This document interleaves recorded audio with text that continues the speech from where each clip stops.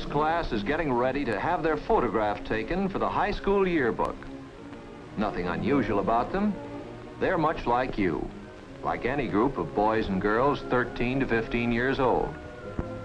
Hold still, please. Don't move. Thank you. Here it is, 17 young people. Some tall, some short, some fat, some thin, some strong, and some not so strong. However, all have one thing in common.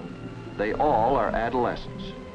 Young people in the process of changing from child to adult. This stage of development, during which the physical changes from child to adult occur, is called puberty. Puberty usually begins at an earlier age in girls than in boys. Most girls enter puberty at about 12 or 13, and most boys at about 14 or 15. Puberty is a very important stage in your lives, and you should fully understand what it means and how it affects your body. These simplified drawings represent the bodies of a growing boy and girl before the onset of puberty. Regulating the growth and life of the human body is a system of glands. They are called the endocrine or ductless glands. These glands do their work by secreting certain chemical substances called hormones. Some of these hormones bring about changes within the body.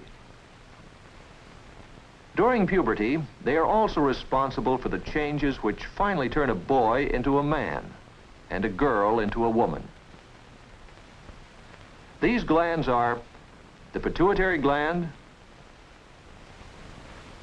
the thyroid, the parathyroids, the adrenals, the pancreas, and the sex glands.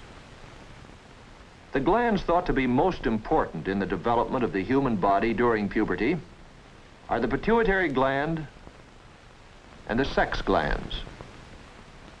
The pituitary gland sets off the process of puberty by increasing the secretion of that hormone which controls the rate of growth of the body. Therefore, puberty is introduced by a rapid spurt of growth. Growth, however, varies for each individual person. For some, the young body may start its growth by shooting up several inches in a few months. For others, the growth in width may come first. And there's even another kind of person. The body may take its own good time before it starts growing in any direction. However, the proportions of the body usually become balanced when the process of puberty is completed. Sometime after the period of rapid growth has started, the pituitary gland, for the first time, secretes another kind of hormone. This new hormone influences the sex glands in both sexes. In the male, the sex glands are called testes. In the female, ovaries. The sex glands now increase their own production of hormones with the result that the physical differences between boys and girls become more pronounced. In the boy, the larynx and the vocal cords change so that his voice acquires the deeper pitch of a man's voice. The shoulders become broader, the thighs grow longer, and the muscles become stronger. Hair begins to grow on the face, under the arms, and in the pubic area. Perspiration also increases. The girls also change. The hips broaden out, the thighs and shoulders become rounded, the pubic hair and underarm hair begin to grow, and the breasts begin to develop. Sometimes one breast will mature more rapidly than the other. This occurs quite often and is no cause for concern. But these developments of puberty do not always happen at the same age. It is perfectly normal that some boys and girls develop sooner, others later. Therefore, whether you're among the early or the late ones, don't let it bother you. Also, for some boys, pubic hair may be the first sign of puberty. In others, the change of voice. And for some girls, the development of breasts may indicate the beginning of puberty, while in others, this may be the last development to occur. In addition to these developments, another change occurs at puberty. The sexual apparatus begins its full development. In the male, the external reproductive organs consist of the penis and the scrotum. The scrotum contains the testes. The testes, as you recall, are the sex glands in the male. They're like a factory in which, beginning at puberty, the male sex cells are made. These sex cells are called spermatozoa, or sperm cells. For the next 30 or 40 years, or even longer of the male life, these sperm cells are constantly being formed in the testes. They are stored in a long tube that is folded to fit within the scrotum. Millions of sperm cells are stored in this tube, from which some of them may be discharged from time to time during sleep. From this reservoir, the sperm cells travel through the seminal ducts. Here, fluids from various glands are added to form the semen. The semen, containing the sperm cells, passes through the urethra, sometimes called the urethral canal, and out of the penis. The semen, in the last part of its journey, travels the same route taken by the urine coming from the bladder. Now let's consider the female reproductive organs. Seen from the outside, they consist of several folds of skin called the labia. Unlike the male, the sex glands of the female, the ovaries, are located well within the body. At puberty, the ovaries begin to discharge eggs. These eggs, called ova, are the female sex cells, and they continue to be discharged for the next 30 years or so.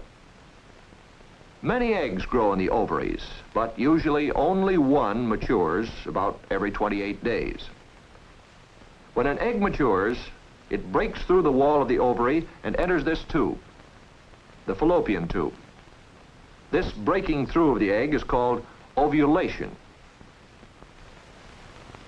The mature egg travels slowly through the fallopian tube toward the uterus. At the same time, the lining of the walls of the uterus becomes enriched with blood. If sperm cells from a male have been introduced into the vagina, they must travel up through the uterus and into the fallopian tubes. It is in the fallopian tubes of the female that fertilization usually takes place.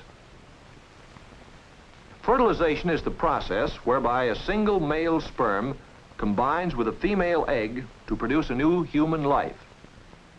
The fertilized egg then moves on and attaches itself to the walls of the uterus. The baby is developing in the uterus of the mother.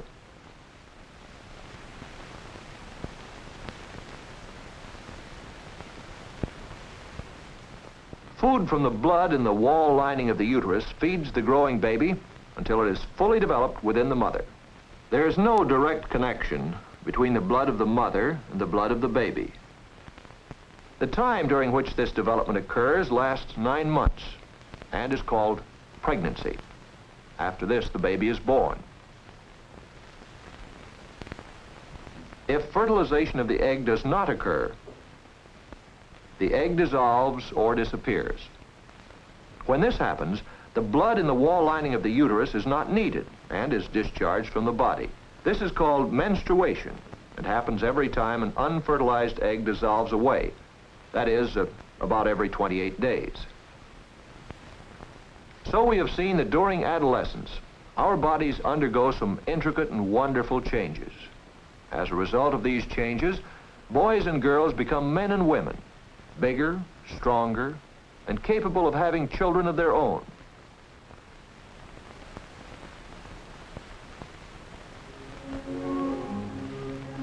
Adolescence is the time of transition from childhood to adulthood, giving you the privileges as well as the responsibilities of a mature human being.